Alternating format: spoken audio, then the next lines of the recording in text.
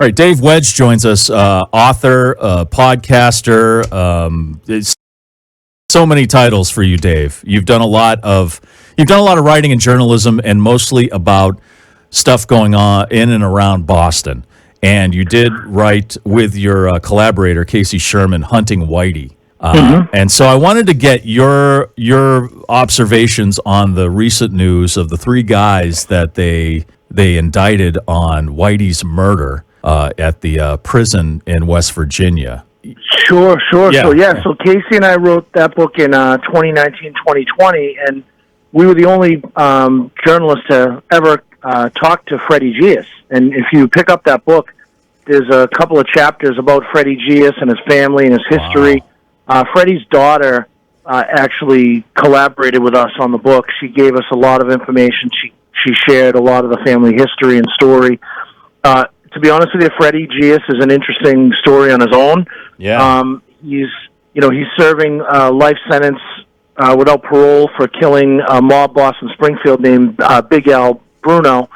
And basically, he was an enforcer for the Italian Mafia in Springfield for many, many years, him and his brother. And it's interesting, the mob in Springfield. You know, people think of the mob, they think of New York, they think of Boston, but the mob in Springfield in the 90s and early 2000s was actually much more robust than the mob in Boston, and it actually was higher in the hierarchy in the La Cosa Nostra than the Boston Mafia. Was that because of its proximity? It was just closer to New York? Is that? I think it's in New York. Geography? Yeah, there's a lot of New Yorkers in Springfield and Hartford as well. Right. You know, it's closer to Hartford. And, you know, it's really been a pretty active mafia town for many, many years, and Freddie was at the middle of that. He was the guy that, you know, when they needed something taken care of, he took care of it. And so that's why he was serving time. So he's loyal to the Italian Mafia. So when, Whitey Bulger shows up in Hazleton Prison in the middle of the night under very suspicious circumstances, again, that we get into in the book and lay out the whole, Machiavellian thing that happened there. You know, Freddie Gius and this other guy, Paulie DiCollegiero, who's another mobster from Boston. He actually was from Burlington, and he's serving a life sentence for racketeering, huge racketeering case in Boston that included the murder and the beheading of a young woman. And so Paulie was also Italian Mafia. So Whitey shows up in the middle of the night. They put him in this unit for some reason, 89-year-old invalid with a couple of real gangster Italian Mafia guys from Boston, from the New England area. In addition to that, Freddie Gius actually served time with a guy named Freddie Weichel. You guys might remember Freddie Weichel's name. Freddie Weichel served 38 years for a murder he didn't commit, and guess who put him in prison? Whitey. Whitey's the one that gave the feds the information that convicted Freddie Weichel. So Freddie Weichel had an axe to grind with Whitey, hated Whitey, and Freddie Gius was friends with that guy. So Whitey shows up in the middle of the night and wakes up, the cell door's open for breakfast at 5 a.m., Whitey never even got out of bed. You know, there's a lot of misinformation out there about what actually happened. But what actually happened is the cell doors open, and these guys came right in, these two guys allegedly, and they had padlocks and socks, and they beat Whitey to death in his bed, and they beat him beyond recognition. His face was so swollen that there was a lot of, again, erroneous reports that his eyes were gouged out. Some people said his tongue was gouged out.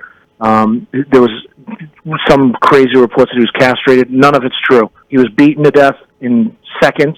It was a very violent beating, and he never even woke up. And that was it. The guys left. They got rid of the evidence, and they went to breakfast. That was the end of Whitey Bulger.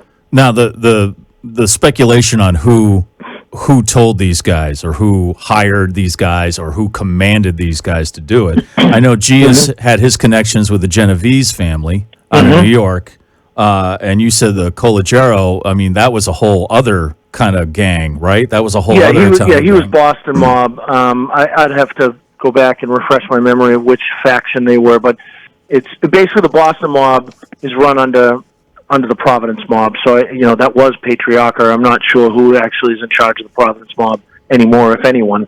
I don't know how active they even are anymore. But DiCollegiero was Boston mob, and yes, Genovese was Gius. So, do I think that someone gave the order to hit Whitey? No, I don't think someone got in touch with Freddie and was like, hey, he's come and kill him. But what I do think is that there was just a blanket, almost like when there's a price on someone's head, I think there was a constant price on Whitey's head with the Italian Mafia, and I think anyone that has been involved in organized crime in the Italian underworld is well aware that if they had the opportunity to take out Whitey Bulger, that they needed to take it. And certainly Freddie Gius and Paulie DiCollegiero fell under that sort of mantra where Whitey Bulger showed up. It was really just by happenstance, put them right in their lap, and they were like two dogs with a bone. Well, was it happenstance? Because I kind of lean towards the theory that he was sent there, and his family, Bulger's family, is currently suing the federal prison system, or at least that prison, right? And they're saying that was a death sentence, moving him from Florida to this place where, as you just told us, there were New England mobsters in jail there already. Absolutely. So Mike. could someone like a Genovese family member, someone in the Italian mob, have the influence to have Whitey moved from a federal prison to another place where it'd be easier to take him out? My opinion is no. We investigated it as much as we could for the book, and I've been doing this a long time. As a reporter at the Boston Herald for 14 years, I covered a lot of mob stuff over the years, a lot of corruption, a lot of crime, a lot of things in the prisons. My best summation of what happened is it was either corruption at the federal prison level or negligence, maybe a little of both. I think the two wardens, and you can read about this in the book, we lay out the whole scenario of why Whitey was moved and how it mechanically occurred. It doesn't pass the smell test. There's a lot of questions there on why he was allowed to be moved like that. But really it comes down to two wardens, one in Florida, one at Hazleton in West Virginia where he was murdered.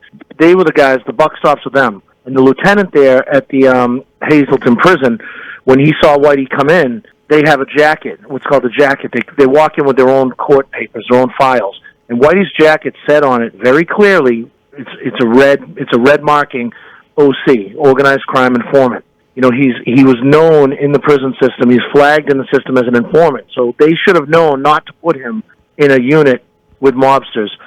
Ultimately, the buck stops with the warden. The information that we got for the book was that the lieutenant raised the concern to the highest levels at Hazleton, and they said, just put him in general population. So did that guy have some sort of contact with someone from Genovese crime family? I don't know that, but I'll tell you this trial for these guys, if it goes to trial, and I hope it does, that's going to be part of the case, and we should get those answers, and I hope the government pushes for those answers, because no tears for Whitey Bulger. He's a terrible human, but right. I don't want to live in a society where our prison system is setting up people for murders. And if that's going on, no American should want that stuff to happen, no matter who it is. Do you really think the government wants to really find out what happens to Whitey? Because, again, I'm of the school that maybe it was somebody in the federal government, particularly the FBI, and I'm just saying this from my own speculation from reading up on things, that may have organized this, because he was an FBI informant, and he may have had more information that he was holding out, and they just wanted to keep him quiet. Yeah, I mean, believe me, that's certainly something that we pursued for a long. I went down that road for many years in my journalism career. I just haven't seen the smoking gun yet, and that doesn't mean it doesn't exist. But again, I think that one theme in our book, the whole reason Whitey was caught was because that old way of doing business in the corrupt Boston FBI ended. The people who were in the FBI that caught Whitey Bulger, they were new blood. It was a woman named Noreen Gleason who had no connection to Boston at all. She was brought in simply to find Whitey Bulger, and she did. She found him by tracking down Catherine, the girlfriend. So it was a new batch. There was new blood.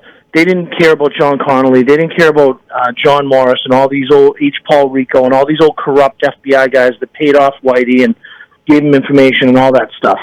So I'd like to think that these prosecutors that are prosecuting this murder are committed to justice, and they don't have ties to the old way of doing corrupt business in the FBI and the Department of Justice. And I'd like to think that they'll do their job and get the facts, and it's been how many years? 50 years, since this all started. It's time for the truth to come out, and it should, and now's their opportunity. So hopefully these federal investigators and prosecutors do their job. Now, these three guys that they just indicted, is there a chance that it won't go to trial, that they'll make some kind of agreement?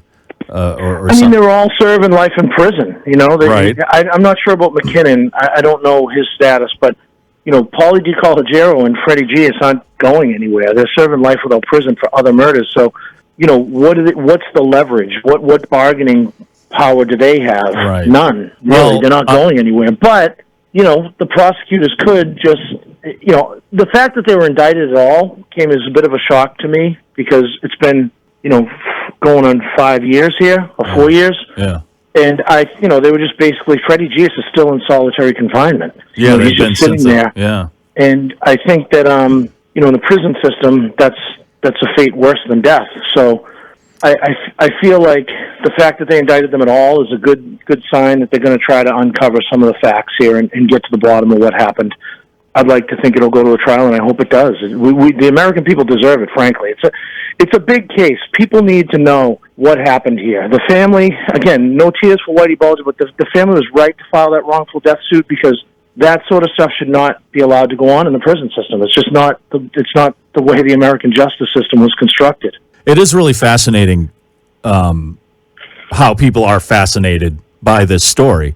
Obviously, because it happened in Boston, people around here will be fascinated by it. It's local legend and everything, but just the whole FBI involvement and the movies and the books and everything like that. Why do you think this particular case is so interesting to people? Well, I think Whitey's the last American gangster, really. And when Casey and I wrote this book, we had both covered the Bulger case for many, many years. I was there in 2000 when they dug up the bodies of the 6 victims down at Tenian Beach and over by Florian Hall in Dorchester as a young Herald reporter. So, I covered it my whole life. It's become mythology in Boston. Yeah. And, much like Al Capone in Chicago and, some of the John Gotti, Whitey's taken on this mythical sort of aura. Part of what I love about our book is we deconstruct a lot of that myth. We show that a lot of it was a bunch of garbage and just, media made and just rumor. And the truth is Whitey Bulger was just a horrible human being and, he came to a fitting end. But I think the fascination with it nationally is that there really aren't these kind of larger-than-life gangster figures anymore. He's really the last one. Yeah. If you think about it, there's now the organized crime is much more clandestine. It's it's digital, it's online. There's still gangs out there, and but you don't see them. They're not running the show in major cities the way they used to, at least not publicly.